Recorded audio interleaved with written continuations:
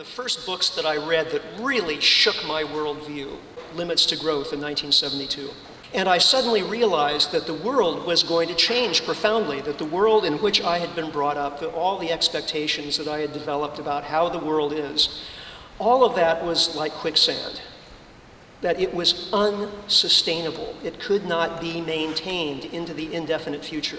Young people today are growing up with a similar realization relative to climate change. It alters your entire worldview once you realize that the way we're living right now is a historic anomaly and it can't continue.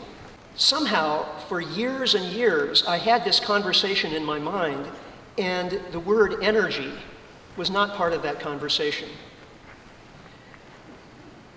Until 1998, when I read an article in Scientific American called The End of Cheap Oil, that world oil production could peak and begin to decline around the year 2010. Suddenly, Limits to Growth had an expiration date.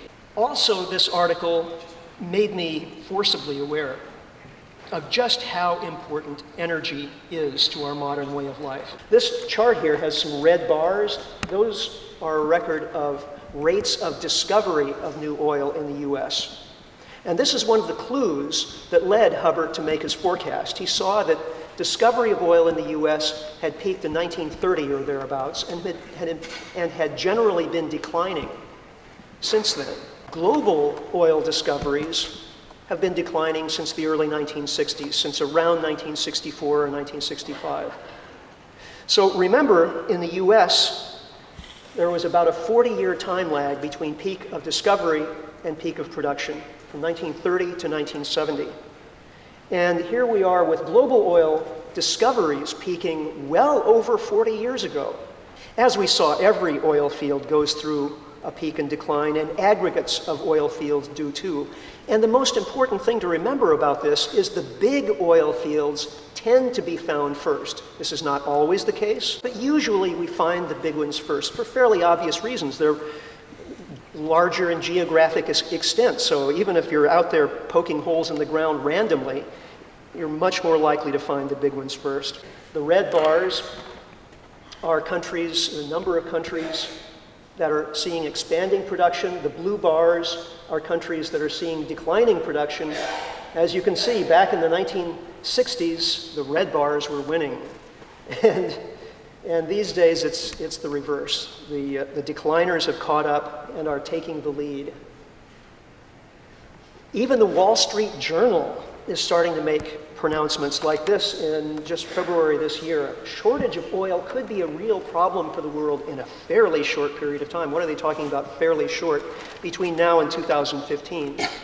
And the UK Industry Task Force on Peak Oil and Energy Security reached a similar conclusion. This is a task force headed by people like Sir Richard Branson, the CEO of Virgin Airlines. These are not environmental wackos. These are some of the major industrialists of Britain who have come together to warn the British government about a problem that the British government, up to this point, has been completely ignoring, saying that peak oil will not be a problem anytime soon.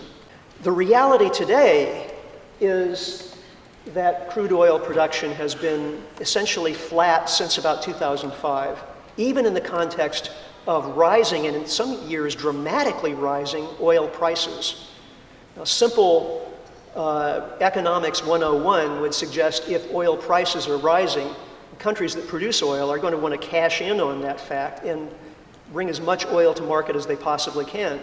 Well, it didn't happen. During those years from 2005 through middle of 2008, even as the price went up to almost $150 in US dollars per barrel in July 2008, actual production barely budged in response. The International Energy Agency, or IEA, has recently come forward to say that non-OPEC crude oil production could peak by 2010. Now take a good look at this graph. Non-OPEC crude oil production peaked in 2004. That's 6 years ago. And now the IEA is just getting around to telling us that it might happen this year.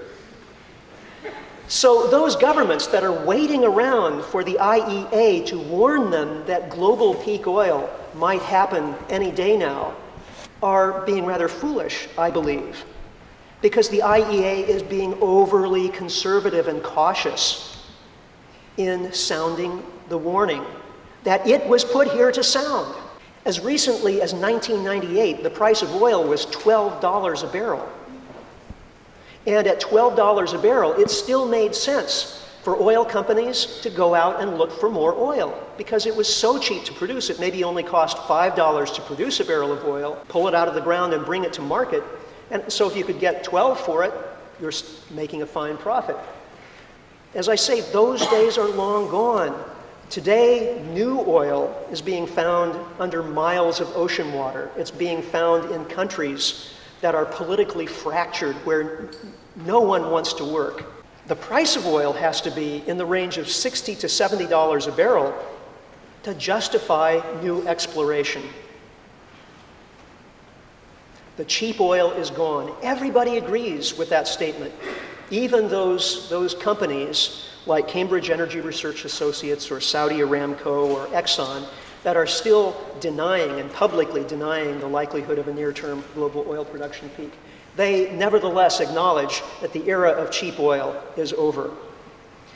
Meanwhile, we have found through trial and error over the last few decades that when oil reaches a certain price, the economy, the global economy, the national economy, goes into recession. When the aggregate amount being spent on oil in the US economy or in the global economy reaches about 4.5% of GDP, total GDP, then the economy starts to go into conniptions. And with the global economy in its current state, that amounts to about $80 a barrel. And where is oil right now? Just about $80 a barrel. So if oil gets any more expensive, it's going to nip recovery, economic recovery in the bud.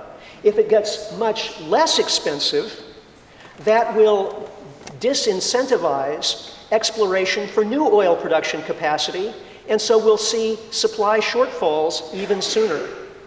Now, this is an important concept to get because many people think peak oil just means once oil production peaks, oil prices will just gradually get higher and higher and the market will adjust. That's not the way the economy is going to respond. We are going to see increasing volatility in oil prices, which will undercut the ability of societies to adapt. How are we going to adapt? Well, by investing in alternative energy sources, for one thing. But if the price of fossil fuels is fluctuating wildly, as has happened over the last 18 months, after the price of oil went up to $150 almost in July 2008, the price collapsed in the latter part of 2008 down to about $32 a barrel in December 2008. So what happened then? Oil companies started canceling projects in the tar sands. They started canceling exploration projects, and renewable energy companies started going broke because they couldn't compete with fossil fuels now that fossil fuel prices had fallen so far. This is a kind of schematic representation of what's going on with these market forces that I've been trying to describe to you. Low price kills supply, leading to a higher price. High price kills demand, leading to a lower price. And that economist looks at this and goes, great, that's how it's supposed to work. That's what keeps the market in balance, you know, and the price is the moderator of supply and demand. Well, the problem is that the market is not getting good information because as far as the market is concerned, this is a resource that will continue forever. The market has no information to tell it that this is a resource that is about to become more scarce and expensive. And so that magical hand of the market that allocates resources as wisely as possible, according to standard free market economic theory, that invisible hand of the market is actually, in this instance, like a crazed demon who's set to pull the underpinnings out from almost every aspect of our market.